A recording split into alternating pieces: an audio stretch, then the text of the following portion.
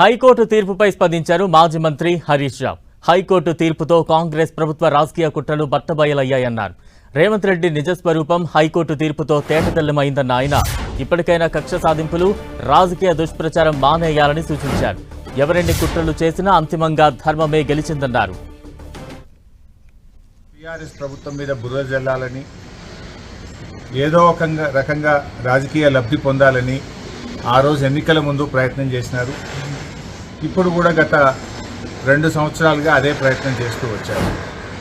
రకరకాల లీకులను పంపుతూ, అక్రమ కేసులు బనాయిస్తూ ఏదో ఒక రకంగా బీఆర్ఎస్ పార్టీపై బురద జల్లే ప్రయత్నం చేసినారు.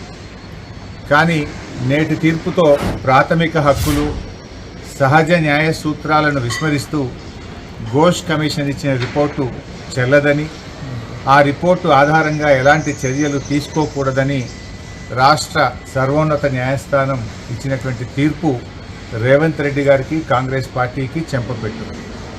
ఇప్పటికైనా రేవంత్ రెడ్డి గారు ఈ చిల్లర రాజకీయాలు మాని ఆ కుంగిన 2 పిల్లర్లను వెంటనే మరమ్మతు చేసి రాష్ట్ర రైతాంగానికి సాగునీరు అందించాలని చెప్పి కోరుతా ఉన్నాం. ఎందుకంటే ఇప్పటికే 2.5 సంవత్సరాల విలువైన సమయాన్ని వృధా చేశారు. కాళేశ్వరం ప్రాజెక్టులో 100 కాంపోనెంట్లలో మేడిగడ్డ ఒక కాంపోనెంట్. ఆ మేడిగడ్డలో ఉండే పదుల సంఖ్యలో ఉండే పియర్స్లో 2 పియర్స్ మాత్రమే కుంగినాయి. దాన్ని మరమ్మతు చేయకుండా 1,00,000 కోట్లు కొట్టుకుపోయినాయని, కూలిపోయిందని, కూలేశ్వరమైందని పదే మాట్లాడుతూ ఒక అబద్ధాన్ని 100 సార్లు చెప్తే నిజమవుతుందనేటువంటి విధంగా గోబల్స్ ప్రచారానికి కాంగ్రెస్ పార్టీ పాల్పడ్డది. సో ఇవాళ తీర్పు మేము స్వాగతిస్తూ ఉన్నాం. ఇప్పటికైనా రేవంత్ రెడ్డి గారు వెకిలి చర్యలు మాని, చిల్లర రాజకీయాలు మాని ఆ 2 పిల్లర్లను మరమ్మతు చేసి రాష్ట్ర ప్రయోజనాలు కాపాడాలని కోరుతా ఉన్నాం. ఎప్పటికైనా కాళేశ్వరమే ఈ రాష్ట్రానికి ప్రాణాధారం అవుతుంది. హైదరాబాద్తో సహా మరి 70% తెలంగాణకు త్రాగునీరు అందించే ప్రాజెక్టు కాళేశ్వరం ప్రాజెక్టు. మరి దాదాపు 37 లక్షల ఎకరాలకు సాగునీరు అందించే ప్రాజెక్టు కాళేశ్వరం ప్రాజెక్టు. రాజకీయాలకు అనేక అవకాశాలు ఉన్నాయి, రాజకీయాలు చేయడానికి అనేక వేదికలు ఉన్నాయి. కానీ రాష్ట్ర ప్రయోజనాలను ఫలంగా పెట్టి రాజకీయాలు చేయకూడదు. రైతుల ప్రయోజనాలు, రాష్ట్ర ప్రయోజనాలను ఎప్పుడైనా మనం కాపాడుకోవాలి. ఏ పార్టీ అధికారంలోకి వచ్చినా, ఏ పార్టీ అధికారంలో దిగిపోయినా కూడా రాష్ట్రం ముఖ్యం, రాష్ట్ర ప్రయోజనాలు ముఖ్యం, రాష్ట్ర ప్రజలు ముఖ్యంగా ప్రభుత్వాలు పనిచేయాలి. రాజకీయాలు చేసుకోవడానికి వేరే ఉన్నాయి. కానీ ఇంత పెద్ద ప్రాజెక్టును ఇన్ని లక్షల మంది రైతుల ప్రయోజనాలు దెబ్బతీయదు. నిజానికి ఒక 100-200 కోట్లు ఖర్చు పెడితే కాళేశ్వరం ప్రాజెక్టులో మరో 2-3 లక్షల ఎకరాలకు సాగునీరు అందించే అవకాశం ఉంది.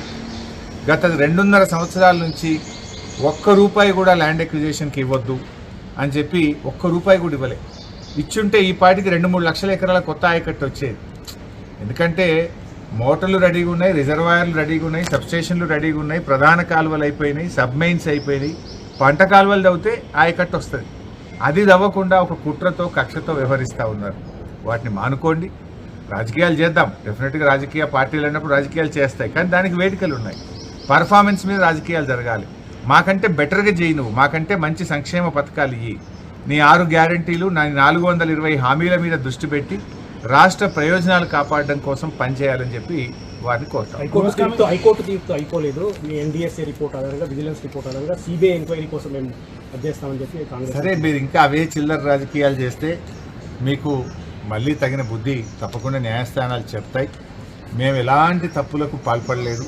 రాష్ట్రం కోసం, రాష్ట్ర రైతాంగ ప్రయోజనాల కోసం కేసీఆర్ గారి నాయకత్వంలో బీఆర్ఎస్ పార్టీ పనిచేసింది. మీరు NDSA report is a purely technical report. That is engineers యొక్క ఏ టెస్టులు, ఏ క్వాలిటీ అని దాంట్లో ప్రభుత్వం చేసే నిర్ణయాలు ఉండవు. That's a technical report. దానికి ప్రభుత్వ నిర్ణయాలకు సంబంధం ఉండదు. సరే, అట్లా ఇంకా చాలా విషయాలు కూడా ఉన్నాయి. సరే, ఇంకా మీరు అలాంటి మకిలీ చర్యలు చేస్తారంటే మరోసారి మీకు భంగపాటు తప్పదు. అంటే గతంలో విద్యుత్ కమిషన్ కావచ్చు, కాళేశ్వరం కమిషన్ కావచ్చు, రీసెంట్గా చాలా విషయాల్లో మాత్రం ప్రభుత్వం మీ పైన కూడా కొన్ని చర్యలు తీసుకుంటాము, దానికి సంబంధించి కూడా ఆలోచన చేస్తున్నామని చెప్పేసి చెప్తుంది. ఎలా చూడాలని అంటే ఇప్పుడు ప్రభుత్వం మీద మేము రోజు విమర్శిస్తూ ఉన్నాం, ప్రభుత్వ స్కాములన్నీ బయట పెడతా ఉన్నాం, ప్రభుత్వ వైఫల్యాలను బయట పెడతా ఉన్నాం. 2.5 సంవత్సరాలు అయింది. అసెంబ్లీ సాక్షిగా ఆధారాలతో బయటపెడితే ప్రభుత్వం ఉక్కిరి అయిపోయింది. సమాధానం చెప్పుకోలేక శాసనసభ నుంచి మమ్మల్ని సస్పెండ్ చేసినారు. మరుసటి రోజే 2 ఎంక్వైరీలు పడ్డాయి నా మీద. అసెంబ్లీలో ప్రభుత్వ అవినీతిని ఆధారాలతో బయటపెడితే నెక్స్ట్ డే వితిన్ 48 hours నా మీద 2 ఎంక్వైరీలు పడ్డాయి. సో ఈ ముఖ్యమంత్రి ఈ ప్రభుత్వము తప్పులు సరిదిద్దుకోవడం పక్కన పెట్టి ప్రతిపక్షాలను వేధించాలి, ప్రతిపక్షాల మీద అక్రమ కేసులు బనాయించడం ద్వారా వాళ్ళను లొంగదీసుకోవాలనేటువంటి ప్రయత్నం చేస్తారు. మేము ఉద్యమకారులం, కేసీఆర్ నాయకత్వంలో రాటుదేలిన కరుడు గట్టిన ఉద్యమకారులం. మేము రాష్ట్రం కోసం ఎలాంటి త్యాగాలకైనా సిద్ధపడ్డ కార్యకర్తలు మేము. తప్పకుండా ఈ రాష్ట్ర ప్రయోజనాలు కాపాడుకోవడం కోసం రేవంత్ రెడ్డి ఎన్ని కుట్రలు చేసినా, ఎన్ని అక్రమ కేసులు బనాయించినా, ఎన్ని రకాలుగా వేధించినా మా పోరాటం ఆగదు. మేము మాకు రాజకీయం కంటే కూడా ఈ రాష్ట్ర ప్రయోజనాలు ముఖ్యం, ప్రజల ప్రయోజనాలు ముఖ్యం. ఇవాళ రాష్ట్రంలో రైతాంగానికి కనీసం మక్కలు కొనే దిక్కు లేదు, శనగలు కొంటలేరు, సన్ఫ్లవర్ కొంటలేరు, వరి ధాన్యంలో 5 కిలోల తరుగు పెడతా ఉన్నారు. అసలు ఒక ముఖ్యమంత్రి, మంత్రులు ఎవరైనా పట్టించుకుంటున్నారా? నేను మొన్న నల్గొండ జిల్లా పోయినా 5 కిలోల తరుగు పెడుతున్నారని రైతులు బాధపడుతున్నారు.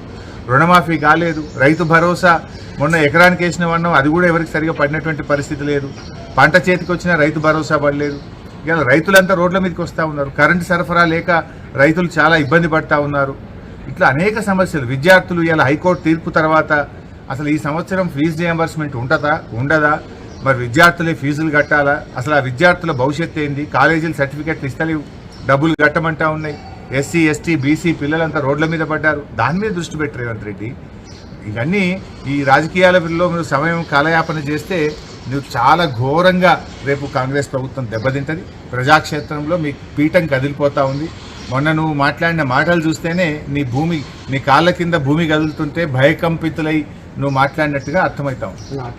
ఇవాళ ఆర్టీసీ సమ్మె కూడా ఉంది. కేసీఆర్ రేవంత్ రెడ్డి పీడి ప్రోగం వల్లనే జరిగింది.